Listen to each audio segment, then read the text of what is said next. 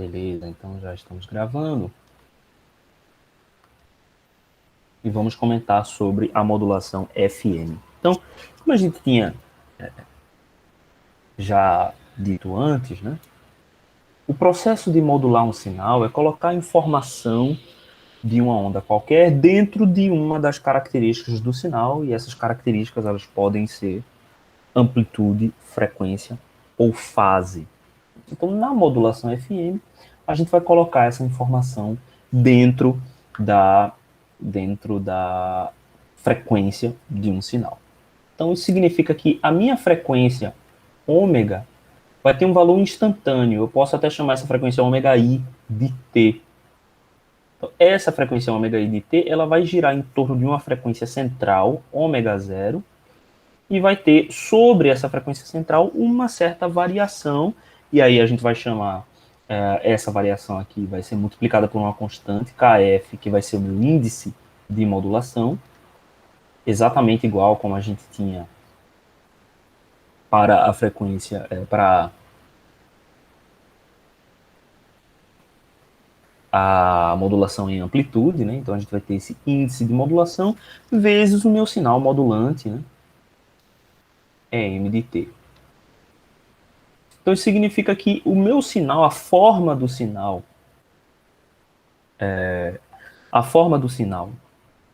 no tempo,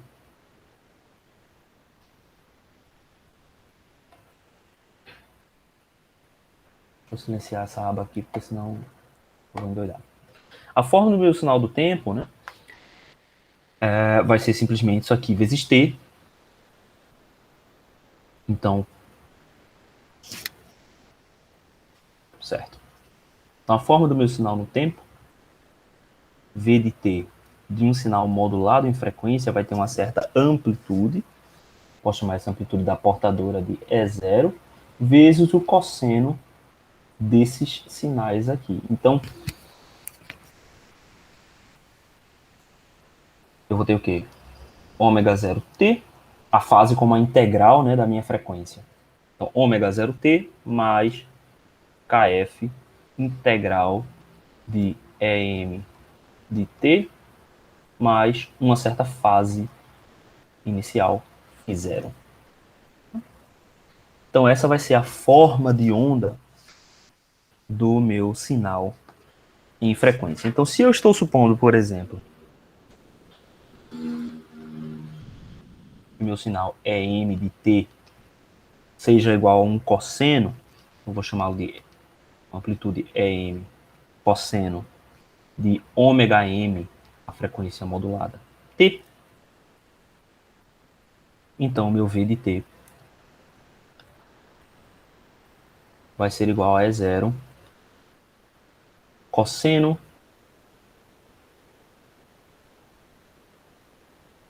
do cosseno será o seno.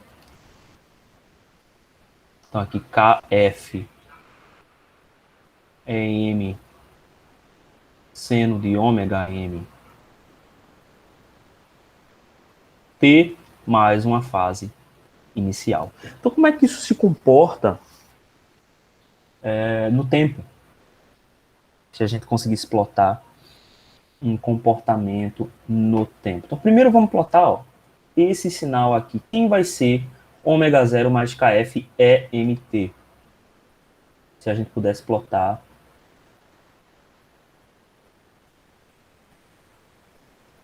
a frequência no tempo.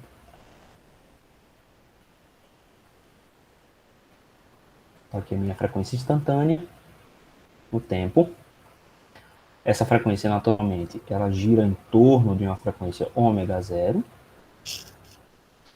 E aqui, como meu EM é um cosseno, a integral dele vai ser o seno, né? É kf seno de ômega t. Então, eu tenho a frequência variando em torno de um valor ômega 0.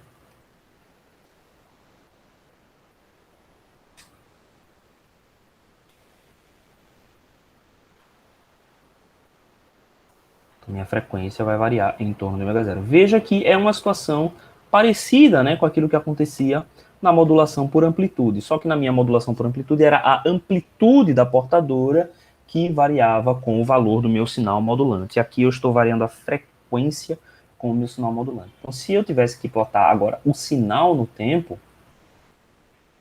Só, Oi. nesse gráfico φ0, ele entra onde? Não, aqui eu estou plotando só a frequência, né? Então aqui Ah, ok. φ0 não entra. Certo. Nesse meu segundo sinal aqui, V de T, φ0 vai entrar o quê? Vai entrar o ponto em que eu desenho o meu corte da função aqui em zero. Tá? Uma coisa que é interessante, a característica do FM, é que a amplitude ela é constante.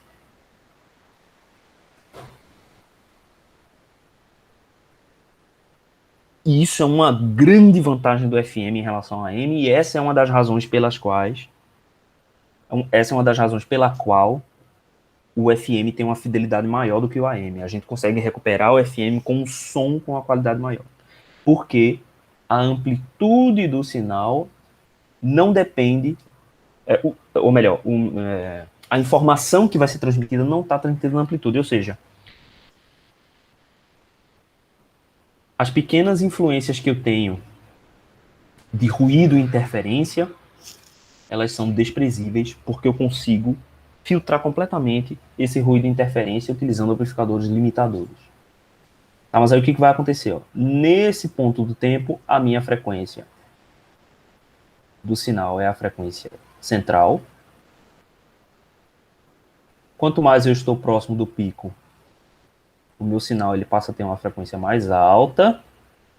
Quanto mais eu estou próximo do vale, meu sinal vai tendo uma frequência mais baixa. Certo? E aí ele vai tendo a frequência mais baixa. Aliás, eu consigo desenhar esse cara daqui. Deixa eu fazer isso numa calculadora gráfica para ficar melhor do que isso que eu estou fazendo aqui para vocês. Deixa eu reapresentar aqui.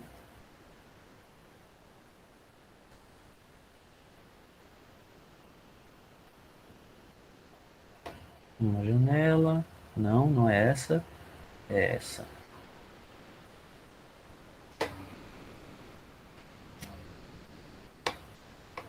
Beleza. Então vamos colocar primeiro a função da frequência, certo? Então a minha função da frequência é uma certa frequência central mais kf vezes um sinal. Esse sinal aqui eu estou supondo que é um cosseno. Certo? Então estou dizendo que a minha frequência é um valor inicial, vamos colocar ele como 1, mais,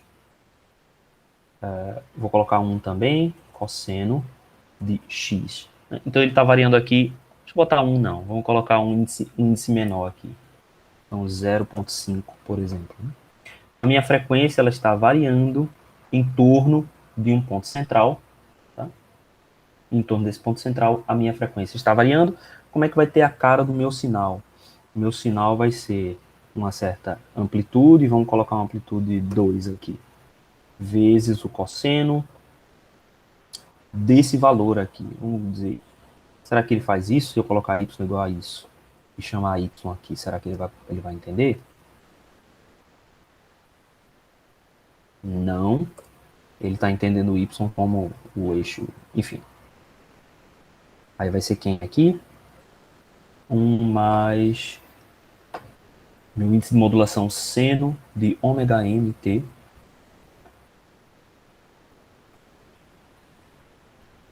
mais seno de ômega m vezes t, x, né? Aqui, peraí, o que eu estou fazendo aqui? É porque eu defini essa frequência como 1, né? Então aqui vai ser 0,5 seno de x mais uma certa fase inicial, né? Então se essa fase inicial pode ser π, por exemplo, enfim. Eu posso deixar mais 0.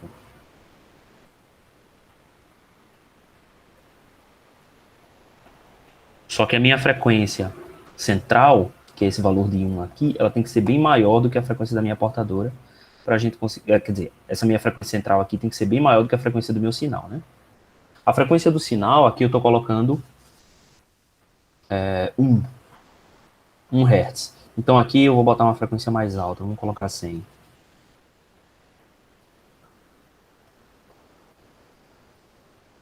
Não, tô fazendo alguma besteira grande aqui. Cadê minha expressão? É zero. Cosseno de ômega 0t. Ah, faltou o t. Ômega 0t. Ômega 0x. Agora. Aí a minha frequência ficou muito grande. Deixa eu diminuir aqui a frequência pra gente ver o que está acontecendo.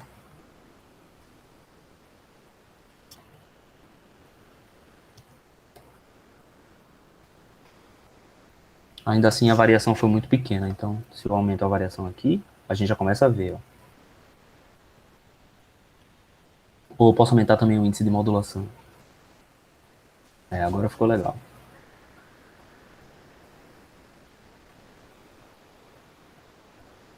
Com 10 ela fica bem dramática, né? Mas aí com 5 a gente já começa a ver o efeito. Então, agora dá para perceber que o meu sinal, quando a minha frequência está na parte superior, ele tem uma curva mais, uma frequência mais alta. E quando eu vou para a minha parte inferior, ele tem uma onda mais larga, né? O meu índice de modulação vai ser essa constante aqui. Então, se eu faço o índice de modulação mais alto, isso significa que a variação entre a máxima frequência e a mínima frequência é mais alta. Se eu faço esse índice de modulação menor, isso significa que essa variação é menos perceptível. Mas o importante é que o meu sinal é uma onda com característica CW, com uma característica contínua. É uma onda contínua, só que a frequência dessa onda varia. A gente não tem aquelas variações de amplitude. A grande vantagem disso é que quando a gente tem uma onda dessa forma, qualquer interferência que mude a amplitude da minha onda, por exemplo, eu estou somando com um outro valor que faz a amplitude da minha onda ter alguma variação, esse valor ele não é influenciado, ele não influencia o meu resultado final. Né? Então, deixa eu dar aqui um exemplo. Professor, Oi. por que que a gente olha para um cosseno se a gente está colocando um seno dentro do outro cosseno? Tá, peraí. Você está falando como? Por que, que a gente olha um seno? Por que, que a gente está definindo esse sinal aqui como cosseno? Não, tipo aquela curva vermelha. Não era 1 mais cosseno sobre 2? Sim, essa aqui. É Sim, isso? mas por que que a gente usa um cosseno se o que a gente está colocando como sinal dentro da frequência V de t é um seno? Ah, certo. Ok. A fase não é a integral da frequência? Ah, certo. Então, a frequência é dφ dt, né? Então, o que a gente tem aqui no nosso sinal é zero cosseno de uma fase. Tá? Cosseno de uma fase. E a fase é a integral da frequência. Quando a gente tem uma frequência constante, então este argumento aqui vai se tornar cosseno, é zero, né? Cosseno de ômega 0 t mais uma constante. Que eu fiz uma integral, né? Da frequência aqui. Mas o que a gente tem num cosseno é cosseno da fase. A fase é a integral de 0 a t da frequência dt mais uma fase inicial, né? Para compensar esse limite de integração aqui. Quando eu aplico isso nessa função aqui, vai resultar nisso aqui. Então, a minha parte constante da frequência vira ômega 0t mais φ0, como a gente tinha normalmente, e a minha parte do sinal passa a ser uma integral, faltou aqui os limites de integração, de 0 a t do sinal modulante. Aí, se eu considero o meu sinal modulante como uma onda contínua, escolhendo particularmente o cosseno, quando a gente faz essa integral, esse resultado vai dar seno de ômega mt. Essa é a razão. Entendi. Certo? Então é por isso que a gente usa aqui cosseno e aqui seno. E pode ver que, pela expressão, deu coerente, né? Deixa eu voltar aqui para outra tela.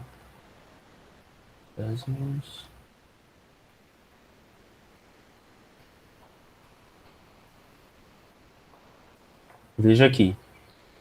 Quando a minha onda vermelha sobe, a frequência da onda azul sobe também. certo? Quando a minha onda vermelha desce, a frequência da onda azul desce também. E a gente poderia ficar tentado a fazer isso aqui. Cosseno de x, mas aí ele fica invertido, tá vendo? Ou cosseno de x vezes x, né? Mas aí ele não representa corretamente o seno, porque estão acontecendo essas coisas estranhas aqui. Não é bem isso que a gente está fazendo. Ele até funciona ó, dentro de um certo limite, mas mesmo assim, não... enfim. Matematicamente é aquilo que a gente tem lá, fase como integral da frequência. Então, seno de x.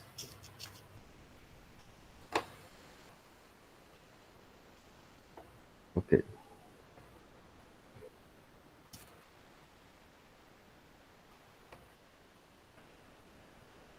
Beleza. Ok, então vamos dar uma olhada com o que é o espectro, né, de frequência dessa função aqui. Então, se a gente considera, vamos considerar que a fase inicial é zero.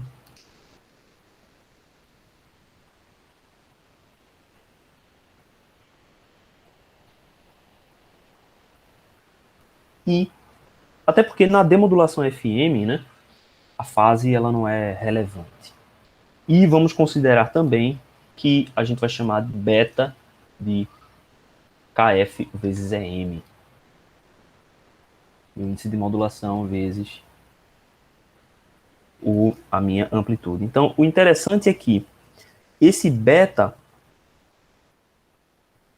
tem um valor interessante, né? Por quê?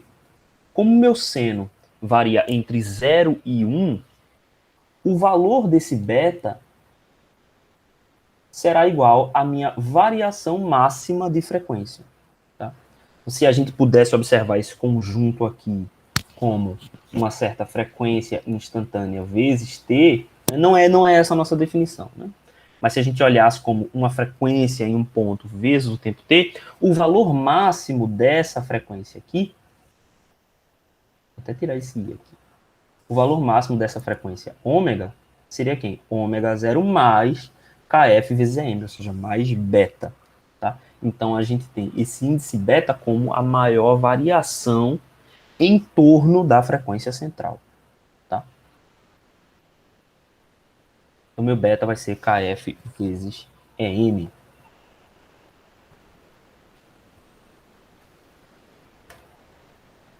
Então eu vou dizer que meu sinal é de t, meu sinal modulado, vai ser igual a zero cosseno de ômega 0t, a frequência central da minha modulação FM, mais beta seno de ômega m t. Eu posso utilizar cosseno A, cosseno de A mais B, né?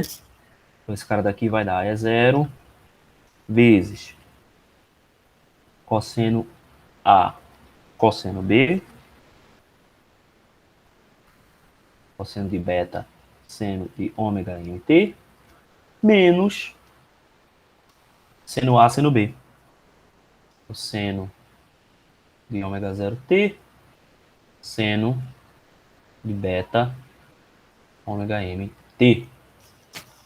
Ok, então vamos observar quem são, né, essas funções. Então, aqui a gente tá imaginando que a gente tem uma FM estreita, certo? Ou seja, a gente vai fazer esse índice de modulação ser um índice pequeno o suficiente, de tal modo que a gente não tenha uma variação muito grande da frequência. Por que isso é útil, né?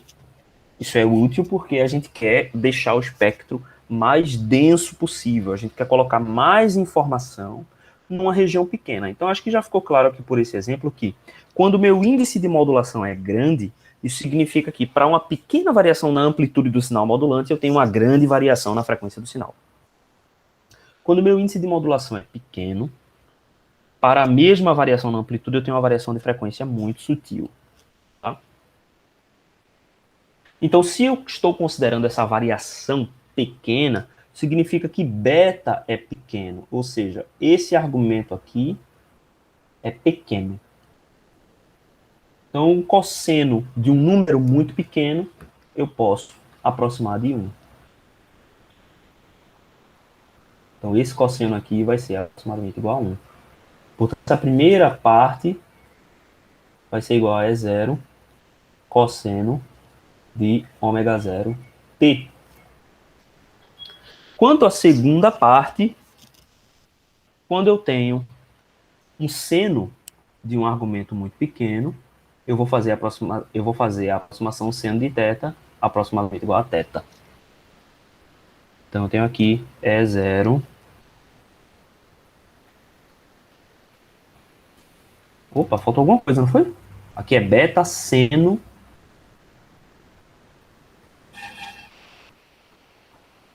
Vou até botar o parênteses que aqui vai precisar. É cosseno de beta seno ômega t.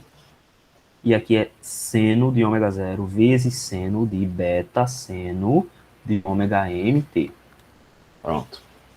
Certo? Que é o seno de B. Certo? Aqui esse B no AB. Então, beta seno ômega t.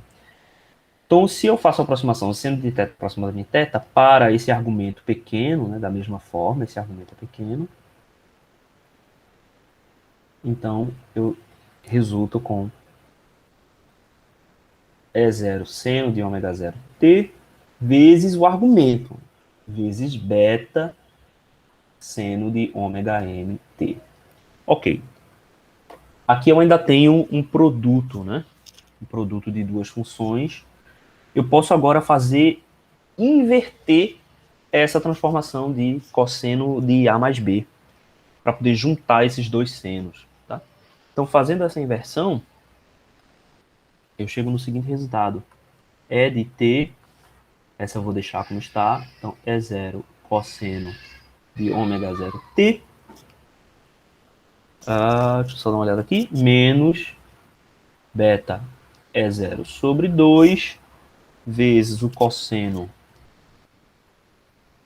de ômega 0 menos ômega m t mais beta E0 sobre 2 cosseno de ômega 0 mais ômega m t.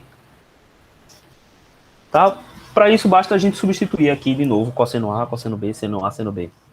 Se você expande isso aqui como cosseno A, cosseno B, seno A, seno B, os dois cossenos vão se subtrair, né, por conta desse sinal menos aqui, e os dois senos vão se somar, por isso que a gente tem 1 sobre 2 e vai resultar nesse cara daqui com um sinal negativo. Tá? Isso aqui é relativamente simples. Então, daqui a gente consegue ver quem é o espectro de frequência desse sinal. Então, o sinal FM, de banda estreita, vai ter o seguinte espectro de frequência, que é muito semelhante ao espectro de frequência do sinal AM. AM com duas bandas laterais, né? E portadora. Então, a gente continua tendo o sinal da portadora na frequência de ômega 0.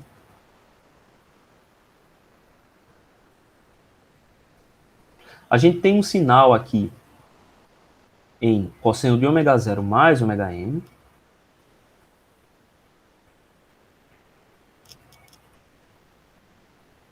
Que vai ser menor em potência, né? Porque ele está multiplicado aqui pelo índice de modulação e também por 1 sobre 2. E a gente tem aqui na lateral, em ômega 0 menos ômega m, um outro sinal. Só que este sinal agora está defasado de 180 graus. A gente pode representar isso como se fosse um pico negativo na resposta em frequência, apesar de que esse pico você não vai conseguir olhar se você calcula a FFT de um sinal. Né? A FFT de um sinal calcula só o valor absoluto daquele sinal em torno daquela frequência. Tá? Então, se você for fazer isso no FFT, você vai ver esse pico positivo. Especialmente se for no osciloscópio também, você vê esse pico positivo. Então, em laboratório, a gente não consegue ver esse pico negativo. Mas, se fosse possível a gente traçar, né, a fase, a gente ia ver que a fase é menos 180 graus, ou mais 180 graus, né? Enfim, existe 180 graus de diferença de fase entre essas componentes, que é diferente do que acontece no AM. No AM, todas elas estão na mesma fase. No FM, uma das bandas laterais está com 180 graus de diferença de fase. E isso faz com que o sinal ele tenha esta amplitude constante. Como a gente estava falando antes, a vantagem de ter essa amplitude constante é a seguinte: a gente já tem um isolamento natural dos sinais na frequência. Então, quando eu transmito um sinal, quer seja AM, quer seja FM, qualquer interferência que esteja numa frequência diferente da minha portadora não vai interferir no sinal, de fato, porque a gente consegue filtrar isso com uma facilidade.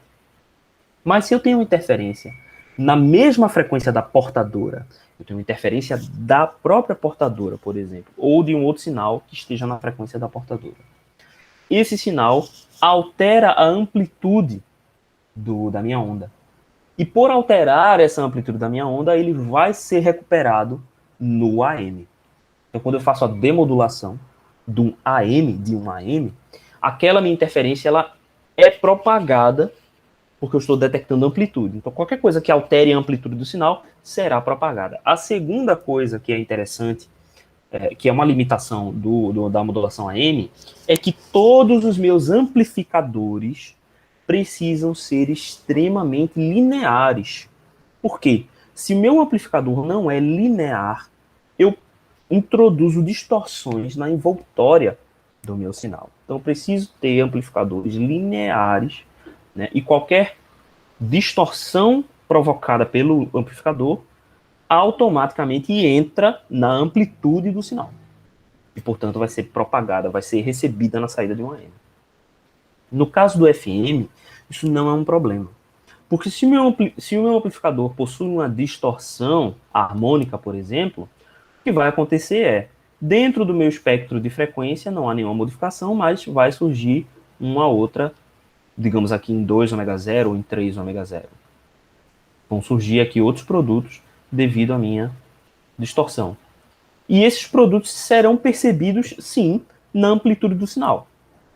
Mas na hora de fazer a detecção, eu posso descartar a amplitude do sinal usando aquilo que a gente chama de um amplificador limitador. O que é esse amplificador limitador? Né? É um amplificador que faz com que a minha saída seja sempre a mesma. Tá? Um amplificador, por exemplo, saturado, é um amplificador limitador que possui uma onda, que forma uma onda quadrada. Depois a gente pode filtrar essa onda quadrada para obter esse sinal aqui harmônico com amplitude constante. E aí, ao fazer esse processo, você elimina as distorções na amplitude e automaticamente elimina todas as distorções de frequências diferentes. Então, essa é uma das grandes vantagens do circuito FM, e esse é o espectro de frequência. Aí agora vem a pergunta, né? Como é que a gente faz moduladores FM? Mas aí até aqui ficou claro? Aham. Beleza. Então, para fazer modulador FM, a forma mais simples é a gente utilizar um dispositivo que a gente chama de oscilador controlado à tensão. A frequência dele depende de uma tensão? Exatamente. Então a gente chama ele em inglês de VCO. Existem muitas formas de se construir VCOs diferentes.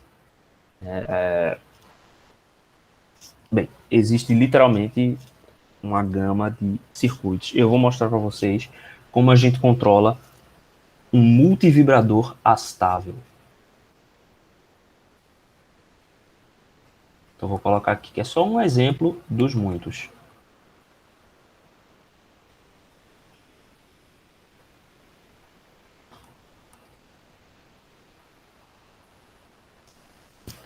Então vamos primeiro entender como é o oscilador do multivibrador astável para depois fazer a modulação em FM, fazendo algumas alterações, certo?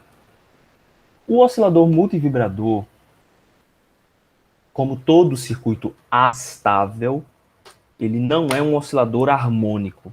O que ele é? Ele é um oscilador que tem dois elementos de memória E esses elementos de memória não podem estar ao mesmo tempo no mesmo estado. Isso é, um anula o outro. E a gente vai ter alguma constante de tempo que faz com que aquele dispositivo carregue, e a partir de um certo gatilho, a gente troca de estado. Quando a gente troca de estado, o contrário acontece. Aquele elemento armazenador de energia passa agora a descarregar.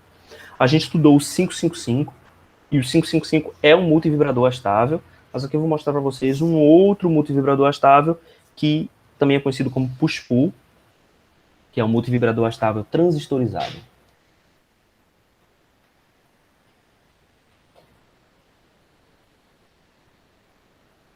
Então vamos colocar um transistor numa configuração que garanta que ele está sempre na região de saturação.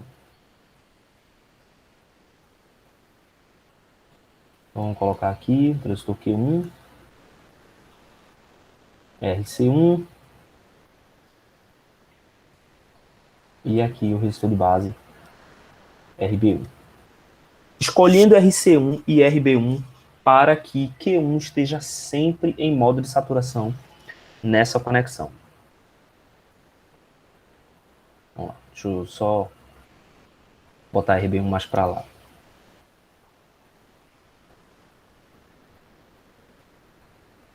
RB1.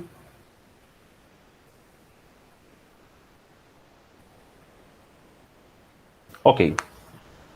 Se Q1 está em saturação, essa tensão sobre ele vai ser VCE de saturação. Correto? Então imagine agora que eu estou conectando essa tensão na base de um outro transistor. Então vou chamar isso aqui de RC2.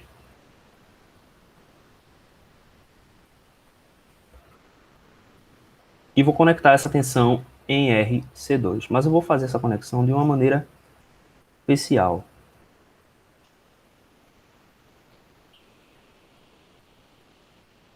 RB2. E essa maneira especial é através de capacitores. Esse cara daqui vai ser C1. E esse cara daqui vai ser C2.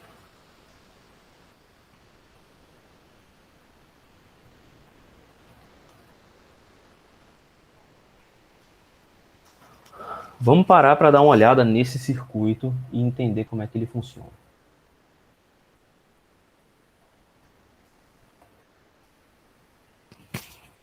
Primeira pergunta. A gente pode ter esses dois circuitos, esses dois transistores, ambos operando no modo de corte? Então a primeira, quer dizer, a primeira reflexão que eu quero fazer nesse circuito é: quais são os estados possíveis, certo? Então eu vou colocar aqui estados possíveis. Por conta da polarização, ou seja, a gente fazendo RB ser muito alto, a gente impede esse transistor de entrar no modo ativo. A gente está deixando o transistor só no modo de saturação ou corte. Então, os estados possíveis para os transistores 1 e 2 são corte, corte,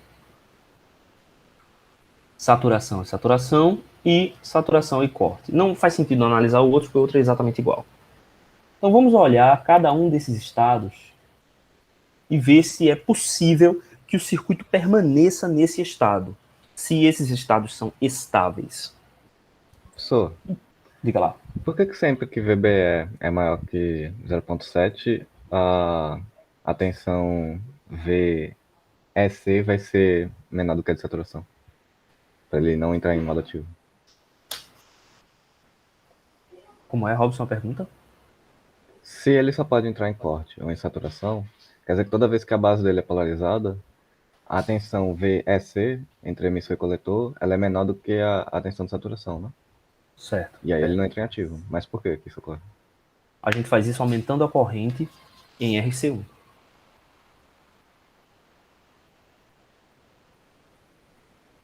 Se a gente aumenta a corrente em RC1, o que acontece é que a queda de tensão aqui é grande o suficiente para polarizar a outra junção. a junção coletor-emissor. Então, RC1 tem que ter um valor relativamente alto para uma corrente pequena passar por ele, ter aquela tensão bastante para ele não entrar em modo ativo. Relativamente baixo, né? Ele vai ter uma corrente, um valor baixo para que essa corrente seja maior.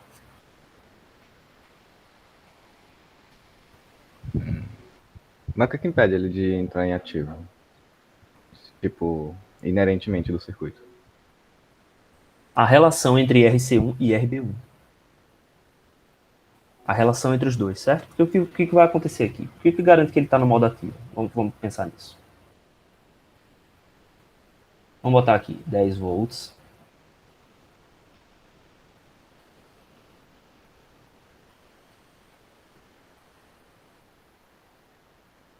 Ok. Então essa junção base-emissor aqui vai estar em 0,7.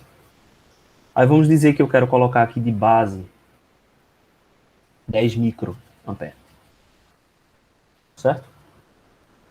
Então se eu quero colocar aqui 10 microampere, então esse resistor aqui vai ser de 1 mega, né? Aproximadamente. Estou descontando aí o 0,7. Certo? Vai ser um pouquinho menor do que 1 mega. Certo. Vou até aumentar essa corrente aqui. Vou colocar ela com 100 micro, para essa aqui ser 100K. Beleza, então o resistor de 100K aqui resultou em 100 microampere. Se o beta do meu transistor é 100 na região ativa, então eu estou esperando que essa corrente aqui seja igual a 100 vezes a corrente da base. Então, 100 micro, isso aqui vai dar 10 mili, não é isso? Sim. Então, se eu tenho 10 miliampere aqui nesse ponto, esse cara vai estar operando na região ativa, com esse beta. Então, meu resistor aqui vai ser de 1K.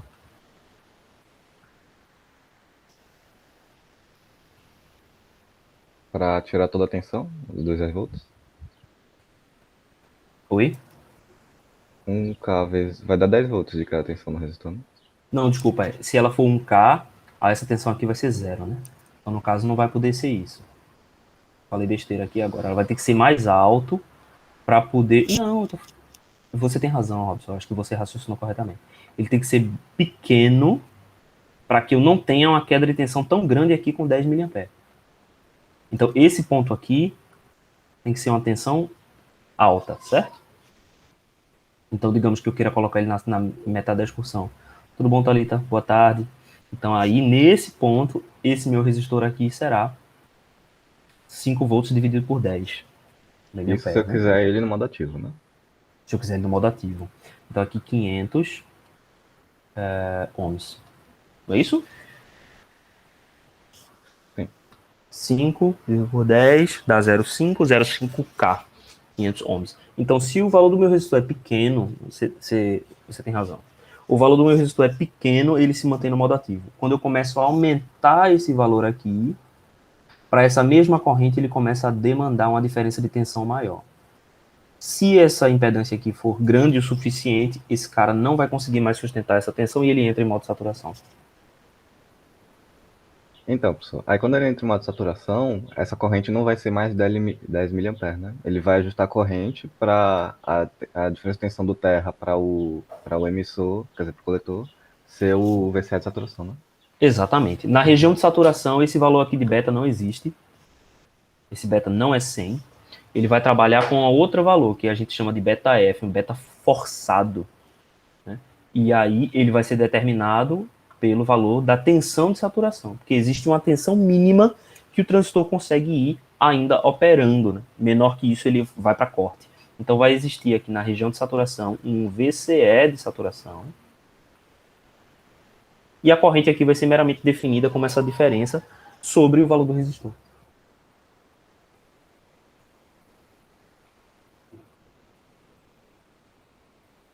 A lógica é essa.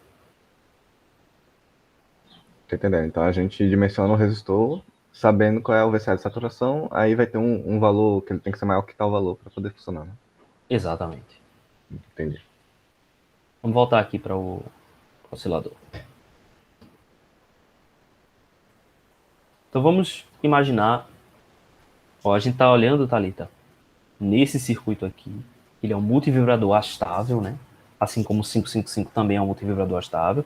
A gente está observando que modos eles podem operar, tá? Então as 4 combinações possíveis são corte e corte, saturação, saturação, saturação e corte, ou corte e saturação. Mas aí esses dois são simétricos, a gente não precisa avaliar os dois. Tá? Então vamos imaginar que os dois transistores estão em corte. Então corte aqui, corte aqui. Então isso significa que não haverá corrente passando em nenhum dos ramos do circuito. Não há corrente passando nem no coletor e nem na base. Como as correntes aqui são todas iguais a zero, isso significa que a queda de tensão nos resistores é também igual a zero. Isso implica que eu tenho VCC em todos esses nós. E isso contradiz a nossa suposição de que Q1 e Q2 estariam em corte. Vocês concordam? Porque eu vou ter muito mais do que 0,7 na base do transistor para fazer com que ele conduza. Certo? Então isso implica que esse estado aqui, ele não é possível. Esse estado, ele é um estado impossível. Mas, professor, no caso de CC, o C1 e o C2 são circuitos abertos, né? É a Aí, corrente CC. em corte, a corrente de base é zero também, né? Sim, em corte a corrente de base é zero. Ah, ok. Quando o transistor está em corte, ele não tem nenhuma corrente. Porque o que quer dizer o transistor em corte? Ambas as junções base emissor e a junção base coletor estão reversamente polarizadas. Certo? Então, ambas reversamente polarizadas não tem corrente passando. Se tiver corrente passando em algum lugar no transistor, então ele está em algum modo. Ele pode ser, quer dizer, algum modo que não seja corte, né? Ou modo ativo, ou modo de saturação, ou modo ativo reverso. Tá? Tá entendendo? Então esse modo aqui ele é impossível. Vamos observar o caso, os dois transistores em saturação.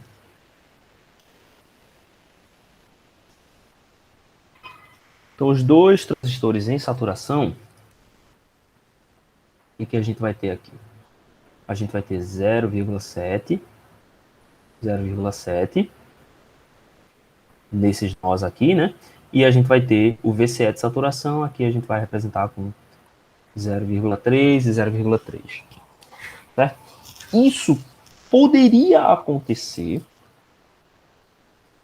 só que nessa situação eu vou ter uma diferença de tensão nos meus capacitores, né? Essa diferença de tensão aqui, ó, de 0,4 volts, tá? Essa diferença de 0,4 volts aqui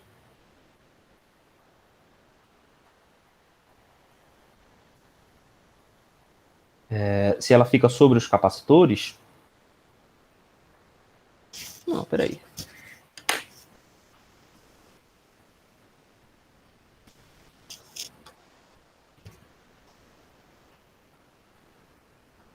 Ela não pode não funcionar, não.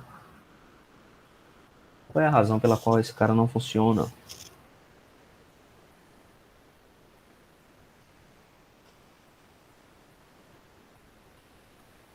Eu vou ter uma corrente aqui. Vira a corrente coletor, essa corrente flui por aqui. Porque o funcionamento é o seguinte. Deixa eu explicar para vocês o funcionamento do circuito. Vamos supor que eu tenho um dos transistores no modo de saturação e o outro no modo de corte, certo? Vamos dizer que Q1 vamos dizer que Q1 conduziu primeiro. Então vamos colocar Q1 em saturação.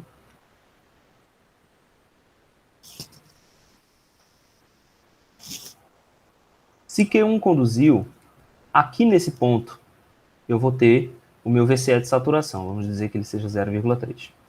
C1 está inicialmente descarregado. Então significa que a diferença de tensão sobre C1 é 0 volts no momento inicial em que ele está descarregado.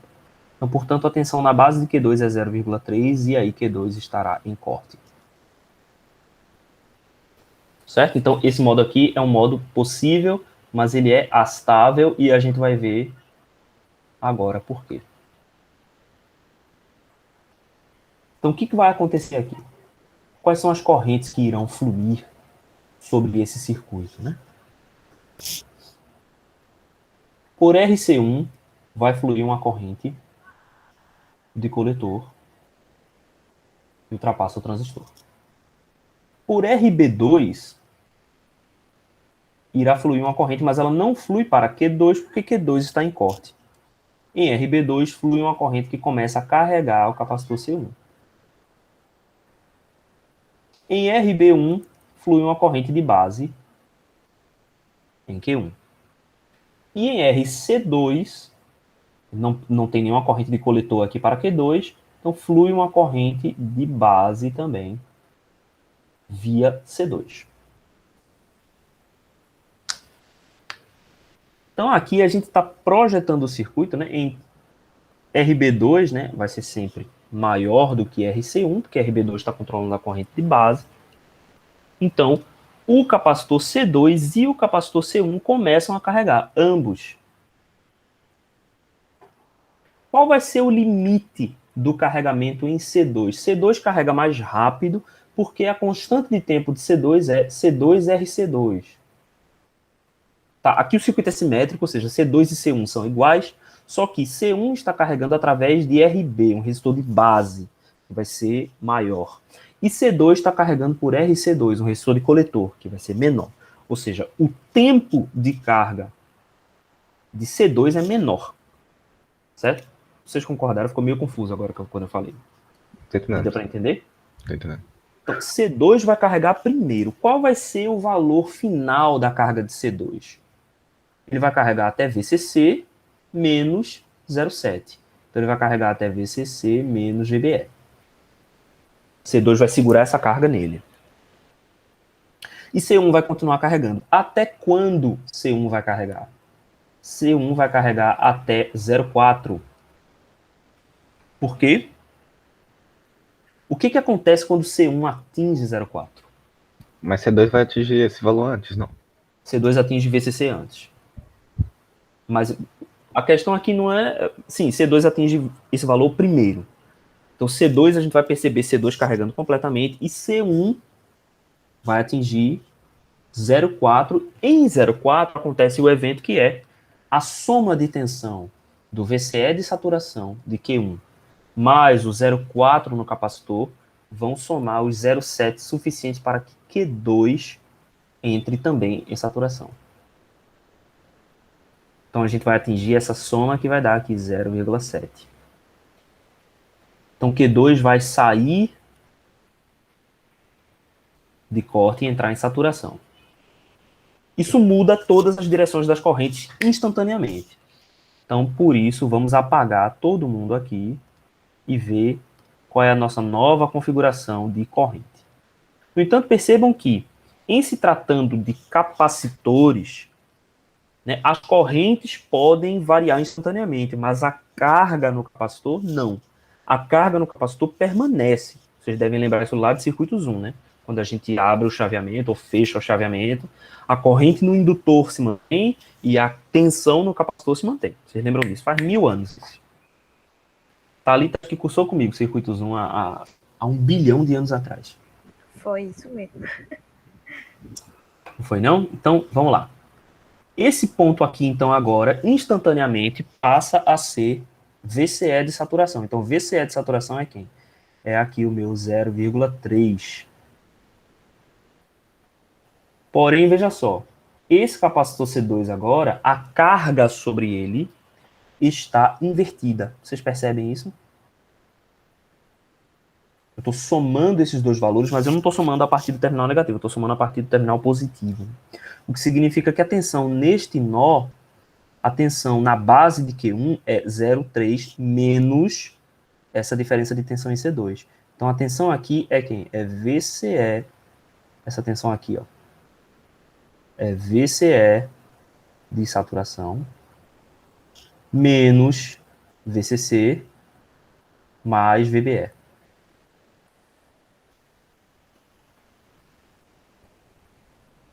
E essa tensão com certeza é menor do que 0,7, ela é menor do que zero, na verdade. Essa vai ser uma tensão negativa. Então, a gente faz surgir uma tensão negativa no circuito, mesmo sem ter nenhuma alimentação negativa. Por que isso aconteceu? Porque o meu astável mudou a polarização do circuito. Quando isso acontece, essa tensão nesse ponto muda instantaneamente para menos alguma coisa. Vamos dizer que o meu VCC seja 10, VBE é 0,7, VCE de saturação 0,3, então esse cara daqui vai para menos 9. Então, nesse ponto, eu tenho menos 9 volts. Com toda certeza, Q1 sai da saturação e vai para o corte.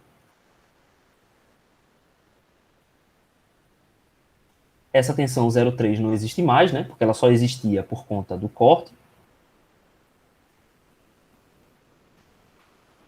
E é isso. Como essa tensão é 0,7, essa tensão aqui vai ser menos 0,4, ele vai começar em 0,3, mas ele vai começar a subir. Por quê? Vamos observar agora quais serão as correntes. Então, RC2, vamos fazer agora o lado contrário. RC2 vai alimentar aqui a corrente em Q2 via coletor. RB1, né? RB1 não tem mais corrente de base aqui em Q1, certo? Q1 está em corte. Então, RB1 irá agora passar por C2 e pelo coletor de Q2. RB2 vai alimentar a base de Q2 e RC1 vai agora alimentar também a base de Q2. Veja que interessante, as correntes agora estão fluindo todas no sentido contrário. Percebem isso? O que vai acontecer agora com os capacitores C1 e C2? Eles vão começar agora a carregar no sentido contrário. Veja que as correntes estão entrando pelo terminal negativo, isso significa que o capacitor está absorvendo energia. Então, C2, que estava em VCC menos VBE, vai começar a carregar, mas C2 agora é que carrega lentamente. Porque C2 está agora carregando via resistor de base, né, que é um resistor lento. C1 está agora carregando via RC, o resistor de coletor, o resistor mais rápido. Então, C1 vai passar a carregar mais rapidamente e ele vai carregar até a polaridade vai mudar também, né? Eita, preciso da borracha pequena.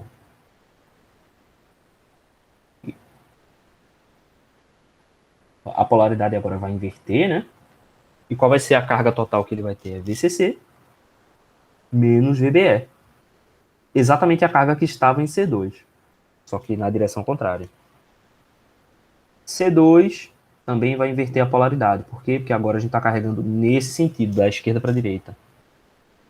Então, da esquerda para a direita, ele vai carregar até que ponto?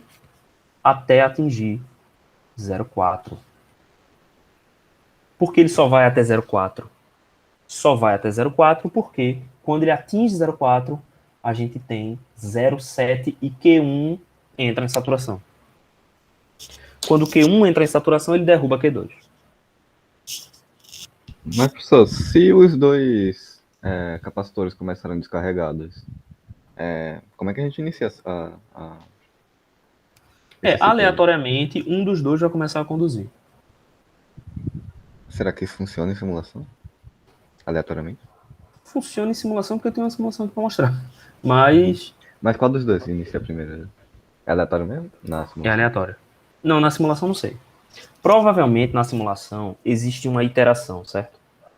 Então, o circuito não é calculado todo num único instante de tempo. A propagação do sinal vai acontecer de alguma forma de acordo com o código SPI, como ele estiver estruturado. Então, muito provavelmente, o que vai acontecer é, ele vai avaliar a corrente no transistor que estiver acima da netlist do seu circuito. Eu estou fazendo uma suposição aqui bem suposição mesmo. Porque eu suponho que aconteça na sua netlist, um dos circuitos vai estar em cima. Então, é um computador que está fazendo isso. Ele vai avaliar item a item. E depois ele atualiza, e assim ele vai fazendo. Ele não tem como avaliar todos ao mesmo tempo. Eu imagino que seja assim que os pais funcionem. Então, provavelmente, o item que estiver acima da netlist, ele vai calcular, vai determinar e ele vai matar o outro. Imagina. Eu não tenho certeza disso, não. Então, saturação nunca ocorre porque eu precisaria que os dois capacitores tivessem com 0.4 e nenhum deles tivesse em corte, né? Para poder Isso. entrar os dois em saturação. Exatamente. Entendi. Deixa eu mostrar para vocês aqui.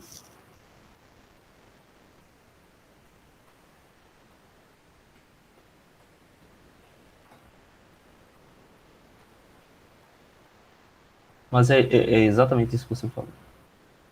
Isso não acontece porque a gente não vai ter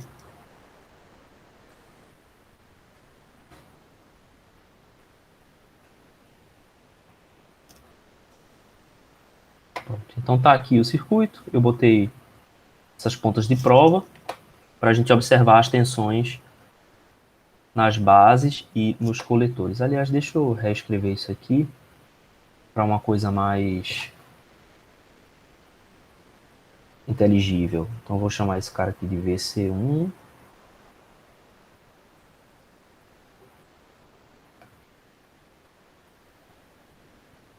Ele nunca faz o que a gente quer, né? VC1. Vou chamar esse aqui de VC2. Deixa esse probe. Eita. Rapaz, ele fica tão bonitinho aí quando você mexe um negócio, destrói tudo.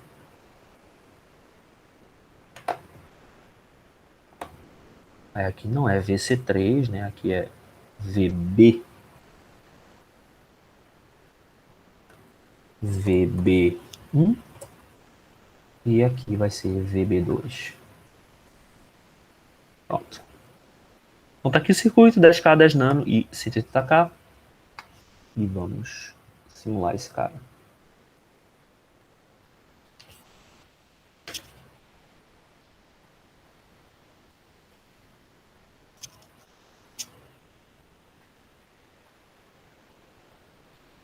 Pronto. Eu não sei dizer por que esse circuito não simulou na hora. Teve alguma coisa com a condição inicial desse circuito, mas a condição inicial dele, ele permaneceu constante. E pode ver que o que a gente está vendo aqui é o circuito permaneceu em saturação, mas os dois permaneceram em saturação ao mesmo tempo.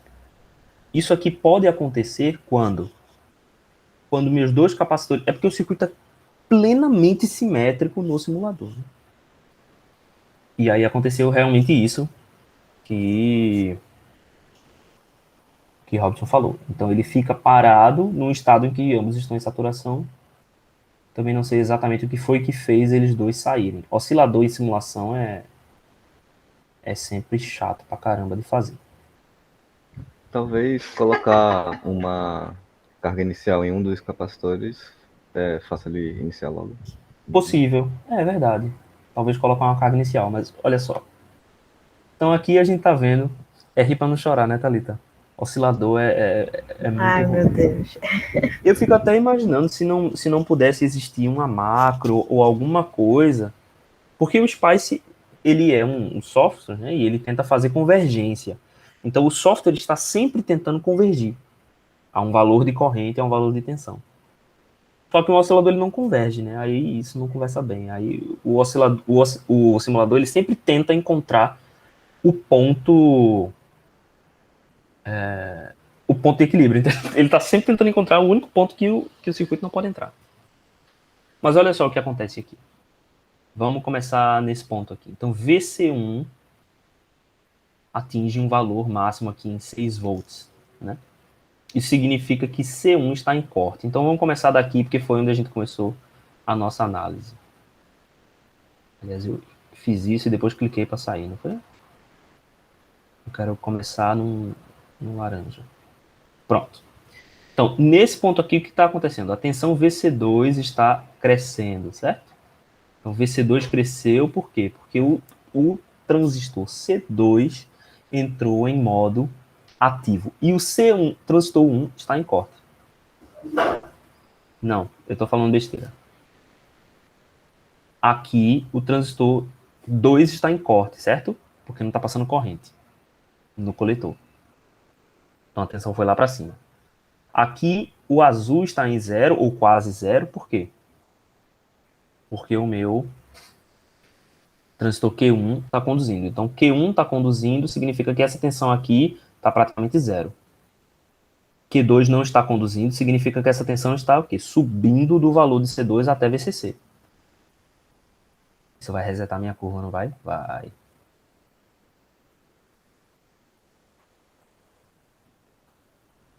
Não posso sair dessa tela. Então olha só o que está acontecendo. A linha azul aqui embaixo mostra que o meu transistor 1 está em saturação. O transistor 2, mostrado aqui em VC2, que tensão é essa aqui? É a tensão no capacitor subindo. É a tensão no capacitor subindo. Então, ele estava em saturação anteriormente. Quando tem esse chaveamento, o meu capacitor C2 carrega. Note que o meu capacitor C2 ele carrega rapidamente. Certo? Ele carrega rapidamente e atinge o valor de VCC. O que vai acontecer com o meu capacitor C1? O capacitor C1 que está conectado na base, por estar conectado na base, né, o resistor que está passando por ele é o resistor de base. Então ele está carregando aqui, ó, em VB2. Note que quando a gente atinge 0,7, aqui um pouco antes de 0,7, né?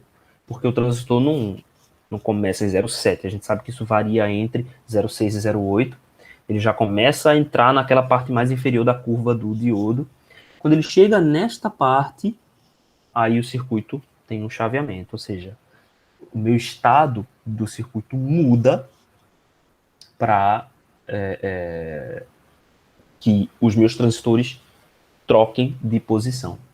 Então, meu transistor 2 estava em corte, passa a estar em saturação. Então, eu tenho uma troca instantânea do valor VCC para 0. A minha tensão vai a 0. O que vai acontecer agora com o meu capacitor C1? Meu capacitor C1 começa a carregar, o que faz com que a tensão de coletor em 1 comece a aumentar. E aí, o circuito estável fica fazendo isso o tempo todo. Aqui está a minha curva no capacitor C2 e vai crescendo lentamente. Certo? E a outra base, obviamente, fica clipada em 0,7, né? Tá aqui em 0,6. Porque o meu transistor entra em saturação, então ela fica em 0,6 o tempo todo. Então, é um circuito muito interessante.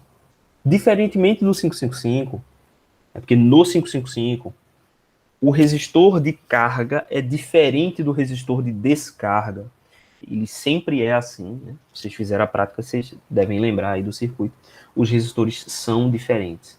Neste circuito aqui, nesse multivibrador, os circuitos são iguais. Então, a gente tem exatamente o mesmo valor de semiperíodo. Tá? Então, meu ciclo positivo e negativo dessa onda aqui quadrada garantem que o meu circuito funciona. Essa frequência de operação aqui, né, depende da carga do meu capacitor via resistor de base.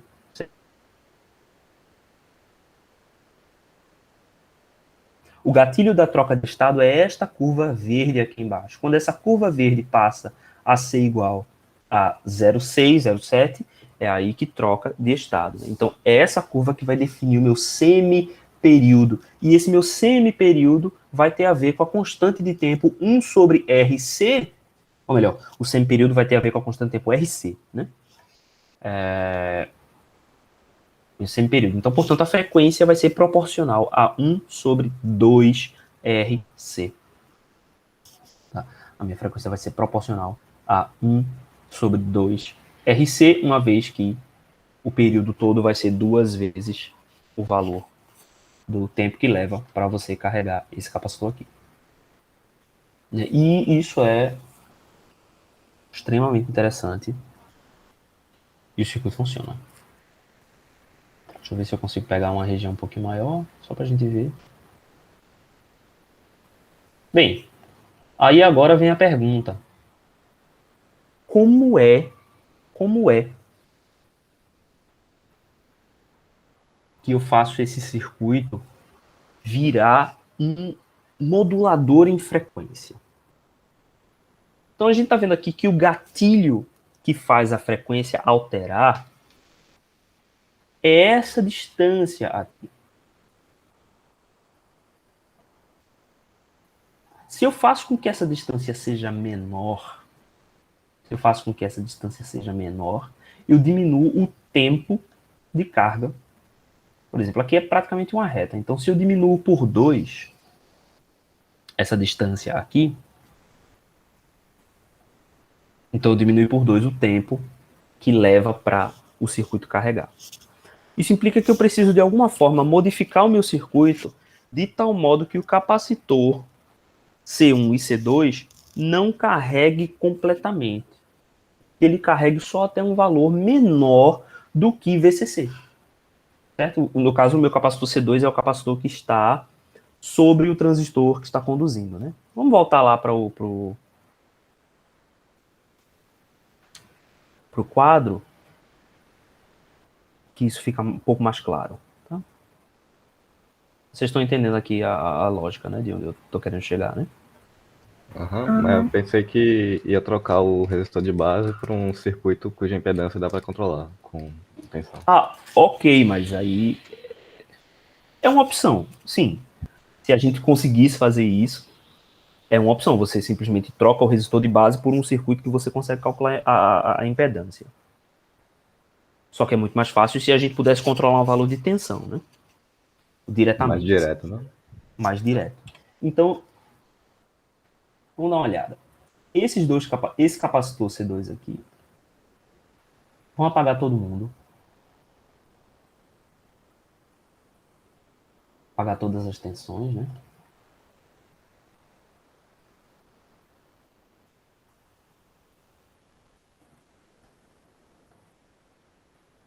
Aí apaguei um pedacinho do capacitor.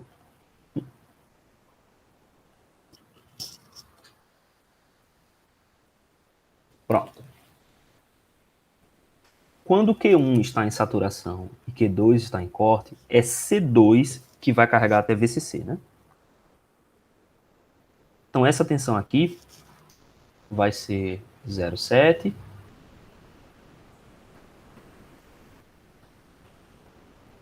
E essa tensão aqui vai de VCC menos GBE. Se eu conseguisse colocar um circuito intermediário aqui, algum circuito intermediário, que elevasse a tensão nesse ponto aqui. Algum circuito que elevasse a tensão nesse ponto. Vamos chamar essa tensão aqui de Vx. Com algum circuito misterioso. Então, essa tensão aqui seria VCC menos Vx. Tipo um Meu Deus, regulador eu de acho que eu tensão? cliquei no ícone do Thunderbird. Vai ficar meia hora abrindo aqui. Oi? Tipo um regulador de tensão, essa interrogação aí? Tipo, não um regulador de tensão, mas se a gente faz um circuito base comum, eu consigo fazer com que a tensão num ponto seja definida e a corrente simplesmente passe pelo transistor para o outro lado através desse meu transistor novo. Então vamos fazer essa modificação. Deixa eu colocar esse circuito aqui para vocês. Então esse cara vai ser quem? Vai ser um multivibrador astável, controlado por tensão.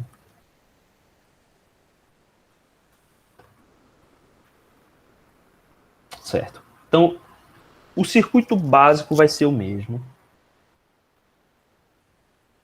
Até olhar para não copiar besteiras. Então vamos lá. Isso aqui é RC1.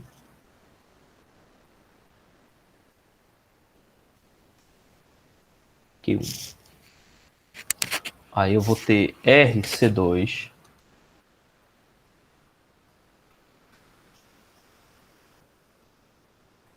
Q2.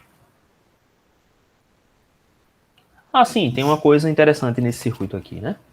Qualquer saída, qualquer coletor pode ser a saída. Elas duas estarão sempre a 180 graus de diferença de fase, tá? Você pode tomar a saída em Q1 ou Q2. E aí eu vou colocar os dois capacitores. Aqui, C1 e o capacitor C2. Nesses caminhos, né? Porque o que faz ele funcionar é isso. Que ora a corrente passa por aqui, ora a corrente passa por aqui e ora a corrente passa por aqui, né? Então precisa ter esse caminho C1 para a base de Q2. Isso não é negociável, tá? Então C1 vai fazer um caminho para a base de Q2 e C2 vai fazer um caminho para a base de Q1. Pronto. Então, dessa forma, a gente garante que o princípio do circuito é semelhante. Mas aí, o que a gente vai alterar? Nós vamos colocar aqui um par de transistores NPN. Opa, não, isso aqui. RB tá aqui. RB1. Esse meu desenho tá muito ruim, peraí.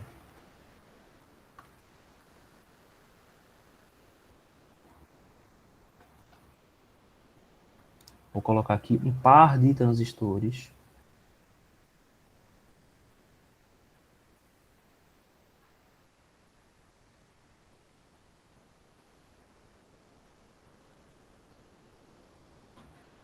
com resistores RB1, que aqui no caso vai ser RB2, né? Ele controla a corrente de base que vai para 2. E esse cara daqui, RB1.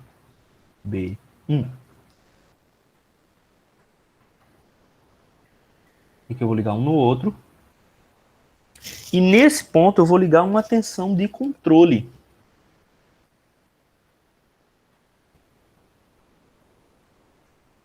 Uma tensão de controle VC. VC, tensão.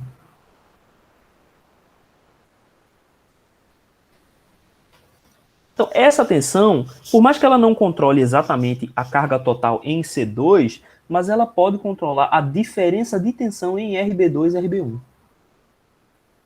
Então, que diferença vai fazer? Na verdade, é um pouco diferente do que eu tinha dito. O que a gente está fazendo não é diminuir a carga em C2. O que a gente está fazendo é fazer com que a constante de tempo seja menor ou maior. Por quê? Quando eu aumento essa tensão em VC, a diferença de tensão sobre RB2 é menor. Ou seja, quanto maior é a tensão em VC, quanto maior é a tensão em VC, menor é essa corrente aqui. Porque a diferença de tensão aqui vai ser VCC menos a diferença de tensão em RB2 aqui, ó, é VCC menos a tensão de controle menos o VEB. Então, essa corrente que flui aqui é controlada por VC. E é esta corrente que carrega o capacitor, essa corrente que carrega o capacitor C1, quando Q1 está em saturação. Então, quando Q1 entra em saturação, é essa corrente aqui que vai carregar o capacitor C1. Então, se aqui a minha frequência era proporcional a 1 sobre 2RC, aqui ela vai ter uma relação diferente. Essa minha frequência aqui é igual a 1 sobre 2 RB vezes C, vezes uma proporcionalidade. Então, VCC menos VC menos VEB sobre VCC. Então, eu estou fazendo aqui uma linearização, certo? Eu estou pegando aquela minha reta e supondo que a inclinação daquela reta mudou proporcionalmente ao tamanho ou a quantidade de corrente que eu vou permitir fluir aqui por esse circuito. Então, fazendo essa pequena alteração agora, a minha tensão depende de VC. Só que o que acontece? VC não pode estar centrado em zero, tá? Porque se VC estiver centrado em zero, o meu circuito não vai vibrar o tempo todo. E esse circuito precisa vibrar em toda a excursão do meu sinal. Então eu vou dizer que meu VC é um valor central. Eu vou escolher polarizar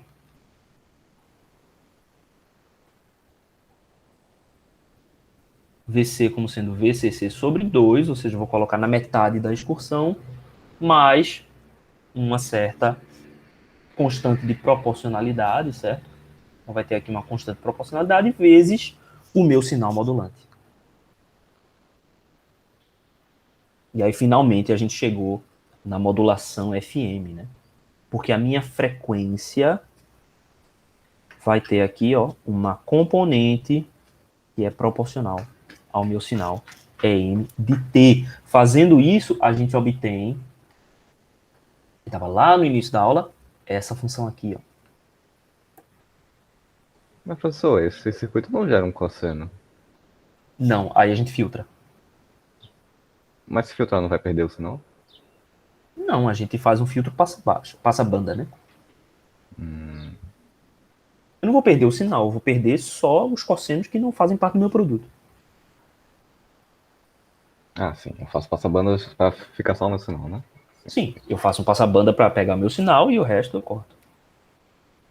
Que era esse o último ponto, na verdade. Mas, sim. Aí, no caso, esses dois transistores que eu adicionei, eles operam no modo ativo e ele só serve para controlar essa tensão que está no coletor deles. Exatamente. Eles operam no modo ativo, em base comum. E aqui eles só existem para controlar a corrente, aqui no caso, a corrente de coletor deles e a corrente de base de Q2 e Q1. Ele controla, diminui essa corrente. Ao diminuir essa corrente de base, ele faz com que aquela curva esteja mais ou menos inclinada. Aquela curva que a gente viu, né? Tipo, tava a curva azul assim e tava a curva verde embaixo assim. Quanto maior é a corrente, maior é essa inclinação aqui. Então a corrente maior vai ter um tempo de carga menor e aqui ele já troca. Se a minha corrente é menor, ele carrega mais lentamente. Tá entendendo? Beleza, então a gente precisa, tá, só para a gente chegar na equação, né? Quem é que vai ser essa minha frequência instantânea do tempo? Tá? Então aqui vai ser 1 sobre 2 RB vezes C, VCC, vezes. Aí aqui, ó, eu vou ter uma parte constante, né? Então isso aqui é VCC menos VCC sobre 2. Isso aqui vai dar VCC sobre 2 menos VEB. Essa é a minha parte central, essa é a frequência central do meu modulador FM. Mas, aí essa segunda parte, que na verdade é um menos, né? Vai ter um número negativo aqui, porque é menos VC. Ó, então eu vou ter menos 1 sobre 2 RBC. Aí aqui, eu peguei quem? K. Tem VCC aqui também. K vezes AM de T.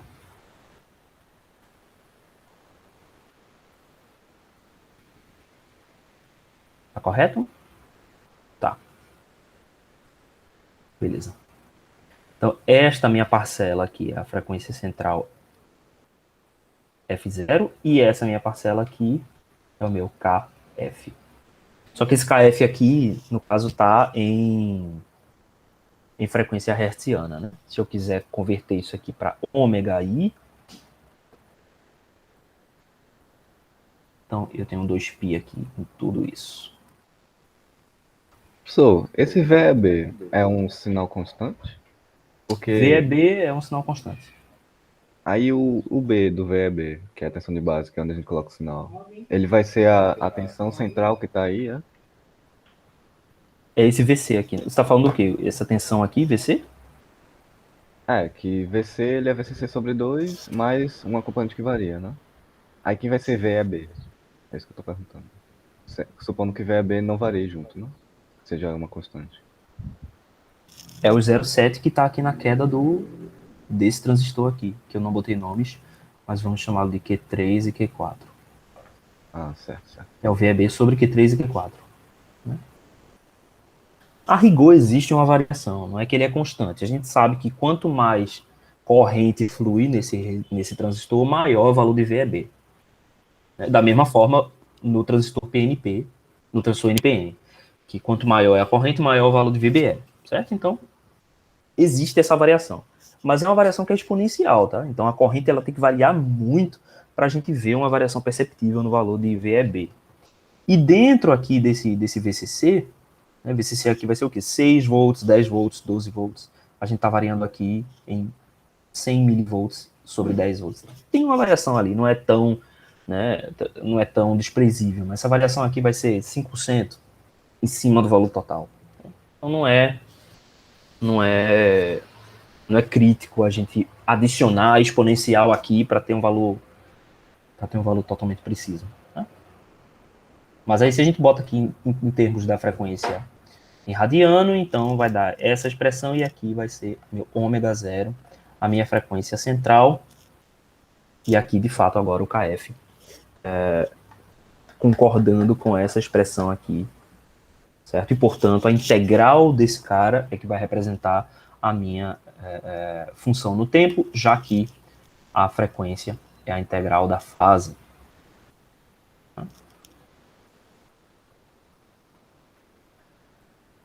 Ou melhor, a frequência é a derivada da fase em radiano. Né? E a frequência em radianos por segundo.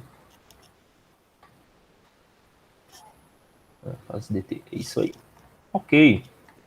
Bem, aí agora vamos mostrar um circuito mais completo, porque a gente vai precisar filtrar na saída, então o circuito completo para a gente fazer é o seguinte. Então eu tenho na entrada do sinal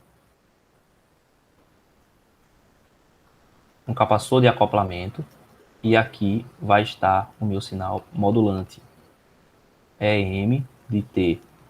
Esse acoplamento está polarizado no centro da excursão, então é RP, RP. Então eu garanto que aqui neste ponto eu tenho VCC sobre 2 mais EMT. Esse ponto vai entrar lá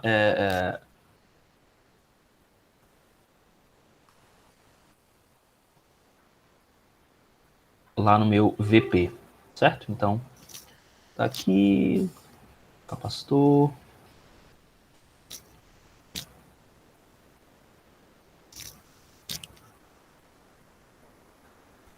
Aqui o meu transistor. Esse circuito aqui é exatamente igual. Esse aqui é RB2.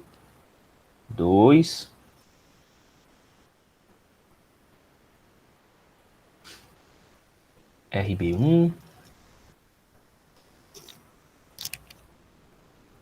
São transistores PNP. Aí aqui tem aquele cruzamento.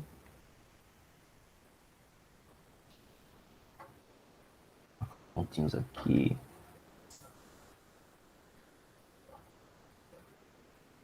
E aqui vai ter o meu segundo transistor. Aqui é Q1, aqui é Q2. Esse valor aqui é o meu valor de polarização. Então ele entra por aqui. E está faltando um capacitor. Eu vou só chamar de C aqui, porque enfim. Não, vou botar C1, C2. Aqui está o meu resistor de coletor 2, RC2. Pronto. E o último passo que está faltando é, como Robson comentou corretamente, a gente tem que agora que filtrar o sinal. Então, para filtrar o sinal,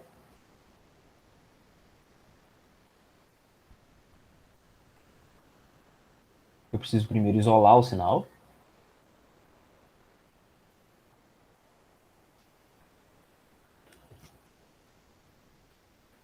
Posso fazer um... Botar igual como está aqui, certo? Então, ele chamou aqui de C... Vou botar CF1 RF1, capacitor do filtro 1, resistor do filtro 1, para a gente separar a polarização desse transistor do circuito. VCC, VCC, então esse cara daqui já vai formar um filtro na função passa alta. E depois a gente coloca esse circuito num filtro passa baixa.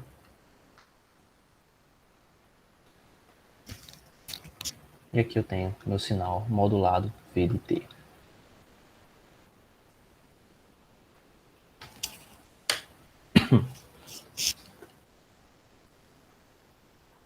Então esse circuito aqui é nada de diferente do que a gente mostrou anteriormente, né? Só que com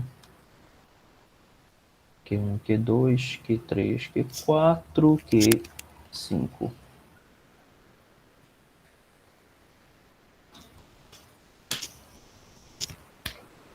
Certo? Então esse circuito aqui é um modulador FM, banda estreita.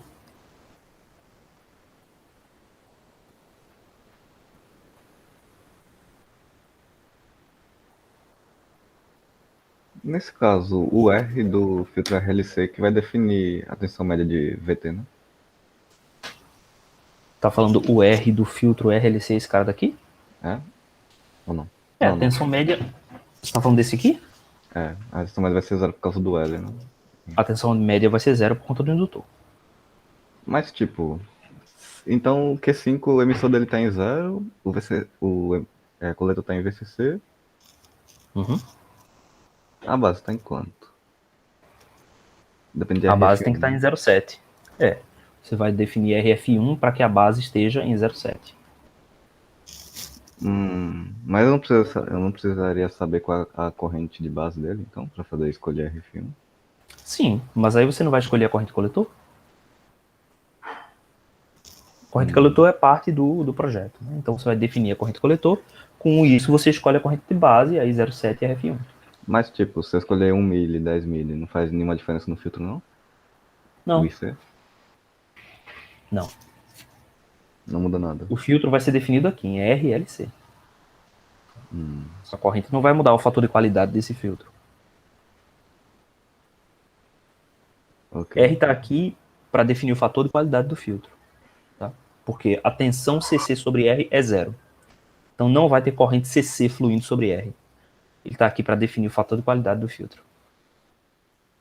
Isso é importante nesse caso porque no espectro de frequência, eu acho que eu falei, Thalita ainda não tinha chegado, mas no espectro de frequência a gente tem duas bandas laterais. Seu filtro não pode ser ter um fator de qualidade muito alto. Se o seu fator de qualidade for muito alto, você vai destruir o seu sinal e você não tem mais FM, você tem uma onda contínua. Isso aqui é um no-no, no bueno. Então, o seu fator de qualidade tem que ser grande o suficiente para o seu filtro fazer algo desse tipo aqui.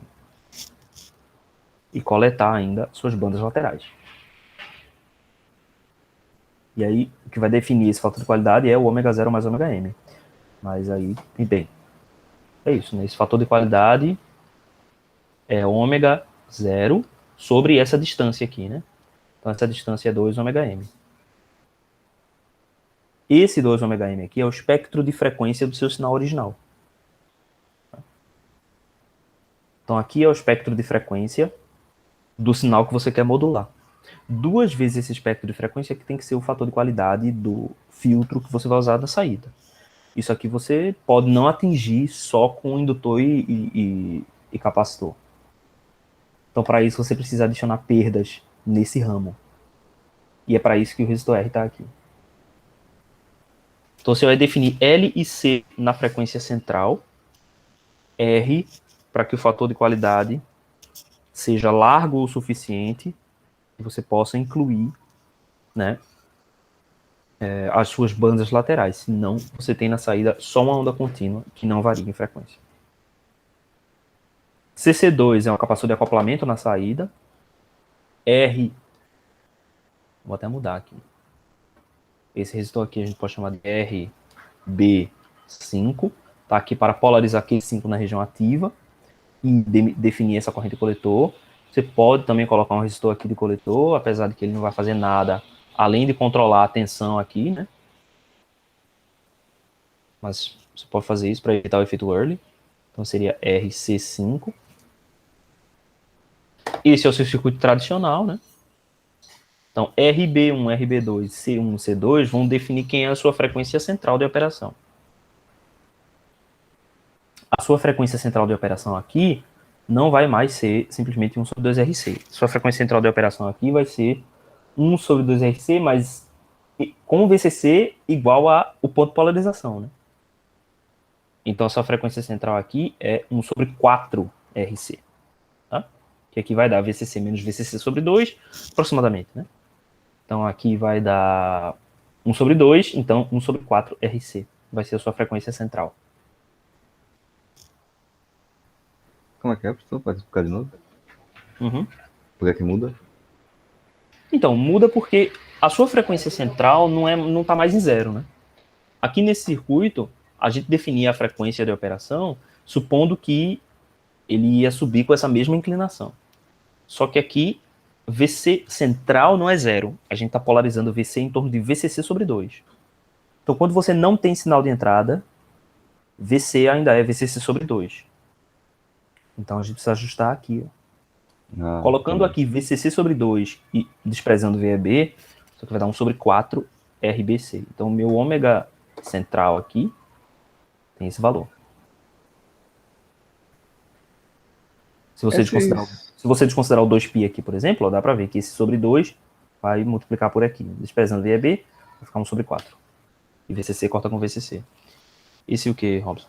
Esses transistores, já que eles vão estar em torno dessa de ômega zero, se ômega zero for grande, tipo, sei lá, 500K, eu preciso de transistores especiais de chaveamento rápido? Sim. Os transistores precisam chavear nessa operação e nessa frequência que você quer fazer. De Q1 a Q5, todos? Todo mundo. Certo. Agora, Q5 também, porque Q5 não vai ficar chaveando, né? Mas Q5 ele vai amplificar aqui em classe A, né? Estágio de saída.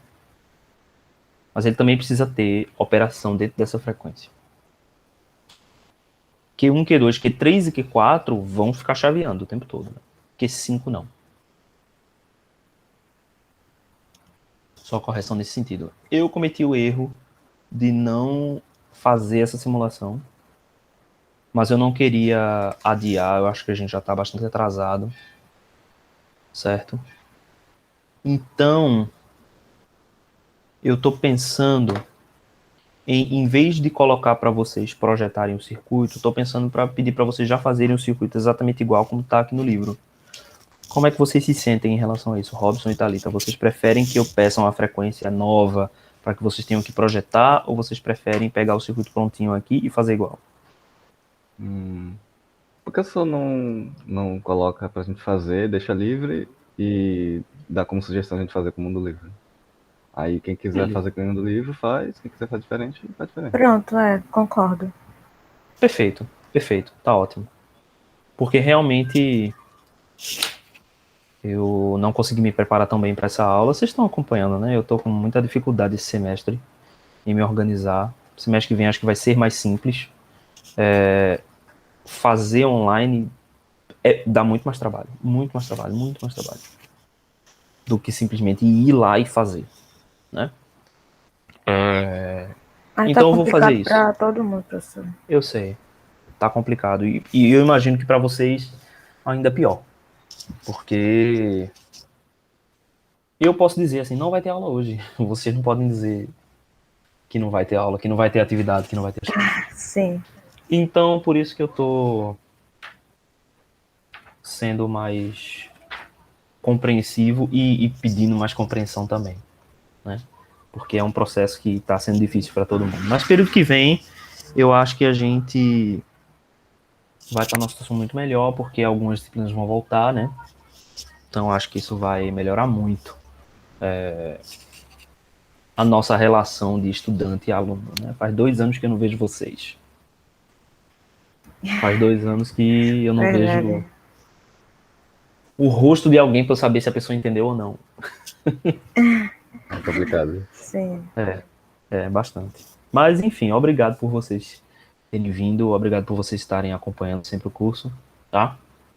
E é E isso, vou colocar a obrigado ao senhor atividade. também, professor, que o senhor está sendo muito compreensível e está ajudando bastante, né? Todo mundo que é assim, compreensível e Mas eu flexível, né? agradeço, porque eu também preciso dessa compreensão e dessa flexibilidade, porque está sendo complicado. Mas eu achei que não, mas nós vamos conseguir concluir o assunto, tá? Aí eu vou entrar em em PLM já na próxima aula e vai dar certo.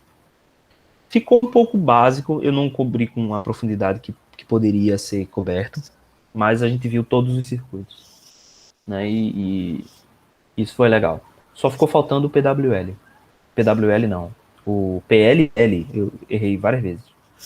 PLL. É a única coisa que ficou faltando, que é bem interessante. Vocês já estão vendo PLL lá em PCOM? Já devem ter visto, né? A gente usou o bloco, né? Não viu como é que ele funciona. Então, mas... Ótimo. Mas aí é bom para eu ter uma ideia do que vocês sabem sobre a teoria do PLL. Porque aqui, por exemplo, eu pincelei FM, mas vocês já estudaram lá com muito mais profundidade do que aqui, né? Isso. A gente viu justamente nessa parte. Como é?